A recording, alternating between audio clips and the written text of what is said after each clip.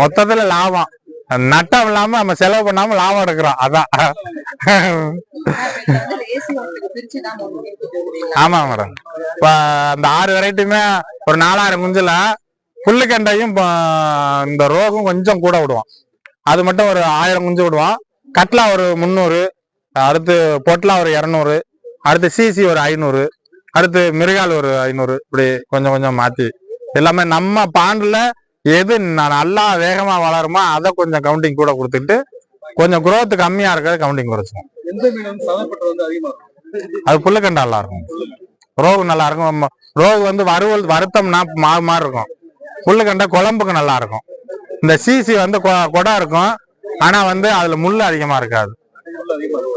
நடுமுள்ளு மட்டும்தான் இருக்கும். கழிவு ரொம்ப இருக்கும். இப்ப அந்த மத்த மீன் 1 கிலோவுக்கு 200 கிராம் கழிவு போகுதுன்னா சிசில 350-400 கிராம். மிருகால் வந்து